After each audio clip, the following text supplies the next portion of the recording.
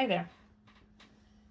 So I'm here today to talk about objection handling on a cold call, because we can't really talk about cold calling without talking about objection handling, simply because you will definitely get objections if you are cold calling.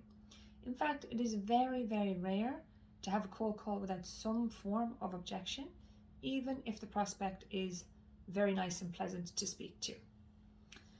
So let's take a look at some simple tips to handle objections. Okay, well, the first one, quite honestly, we've basically already covered, which is expecting the objection is half the battle. People in general feel less comfortable with things that are outside of their control, things that they have not planned for or do not expect. This is actually part of the reason why your prospects can very often come across as rude and offensive to you. You caught them off guard. Now, you might react in the same way if you receive an objection that you were not expecting. But I'm here to tell you, you will get some objections, so there's no need to be surprised by it. And in fact, you can plan for it. In fact, I would say plan for 3 to 4 objections per call. Sometimes you'll get more, sometimes you will get less. But the best way to prepare for these is to review the common objections that you see coming up again and again in your organization. Now, one thing I would say is that in terms of a cold call, almost regardless of what you're selling, we are probably all experiencing very similar objections, such as, I don't have time, send me an email, I'm not interested, I'm not the right person. And so all of those objections actually don't even have anything to do with your company or your product. They just have to do with your prospect not wanting to deal with a salesperson on the phone. As you get further down the line, you may have to experience more objections related to your own product. So you will have to look internally, speak to your colleagues, speak to your team to figure out what the typical objections are there. But once you've identified some of the common objections, you need to review them and you need to practice them out loud over and over again.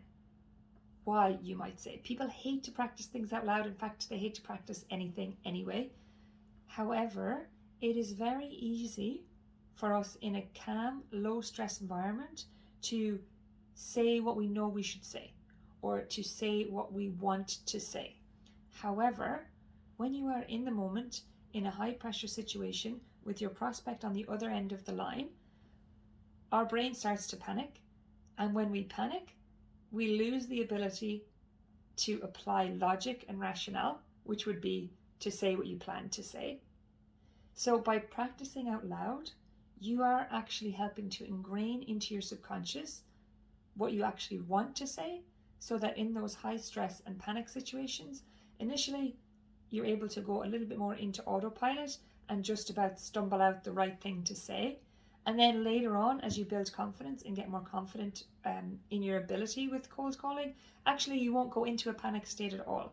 You'll be able to remain calm, cool and collected, and articulate exactly what you want in the way that you want. So there are many tips out there on how to handle objections. There's many different frameworks. So what I'm going to share with you now is just the approach that has worked best for me and allowed me to find the most success in cold calling. And on that, I will remind you of one final thing. Success in cold calling is regarded as getting a yes from about 10% of the people that you actually connect with. So that means that there's going to be many calls where you don't get through to the right person. And there's going to be 90% of the time when you get through to the right person, they will say no. And that is regarded as success. So if you take away some of these tips and you try them and you say, people are still saying no to me, that's fine. That is the nature of cold calling. What we are doing here is we are trying to increase the number of people that we can book meetings with, to increase the opportunities that we can actually secure. People are still going to say no, and that's okay. So now let's take a look at how we would actually handle the objection. And the good news is that for almost all objections, you can apply the same approach or the same framework, and it works every single time, in that it allows you to handle the objection. The prospect, as I said, is still free to say no, but at least you haven't lost your composure, panicked, and you're not just wanting the floor to swallow you up and this cold call to be over. So there's 4 steps to handling an objection. The first one is to stop pitching and actively listen when you hear an objection coming in. Very often salespeople really want to get their pitch out, and so they just continue to talk or try to almost ignore the objection like it didn't even happen. However, that will only frustrate the prospect and actually will reduce your chance of being able to progress the call. So when you hear the objection, stop, actively listen, and understand what they are saying. Once you have done that, respond to the objection positively. Now, people don't like to hear no. It causes them to raise their guard and become defensive. We don't want that. So we want to lead with positivity. But that doesn't mean that you're going to say yes to something that isn't possible. Like, for example, they might say, sorry, I'm just really busy now. Can you just send me an email? Responding negatively would be saying, no, sorry, I can't send you an email. Responding positively would be saying, yes, absolutely, I completely understand that you're really busy. I absolutely don't want to take up too much of your time, and I could send you an email. However, okay? And so the responding positively is showing that you're acknowledging what they're saying and actually you're agreeing with them. The next thing we want to do, step 3, is to turn around that objection. So you had a reason to call this person. There is something that you think you have that will provide value to them. And by the way, if you don't think that you can provide value to the person that you're calling, then you shouldn't be calling them. So assuming that you actually think that there's value for you to add here, just because they gave you an objection doesn't mean that's not true. You still have value to offer.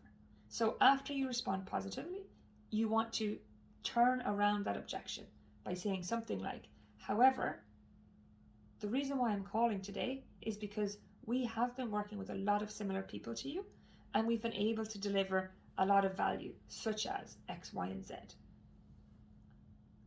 I am hoping that we can deliver that same value for you. And so I think it will be worth both of our time to investigate that a little bit further. Now, this is usually where people stop, okay? But the problem with that is that now we are in limbo. We have done step 1, 2, and 3. However, we are waiting for the prospect to say something, hoping and praying that they will say, okay, go ahead, give me your sales pitch. Most of the time, people don't want to go back on what they said or, admit that they were wrong. So unless you do the 4th step, it is very difficult to get an agreement from the prospect to continue. And the 4th step is to ask for whatever it was that you originally wanted. So once you give your turnaround and say, I think it would be valuable use of both of our time to investigate that a little bit further, would it be okay to just take 30 seconds to see if this would be of interest? Most of the time, they'll say yes. Some of the time, they'll say no. And in saying no, they will give you another objection. So they'll say, no, this is just not a good time. And then you can start the whole cycle of handling the objection again. So, as I said, this is a framework. It worked for me. It doesn't guarantee success, and it does require a lot of practice. But the 4 steps that I would recommend in handling an objection is actively listen, respond positively, turn around the objection by reminding them the value that you think that you can add, and then asking them for whatever it was that you originally wanted, which is usually time in a cold call.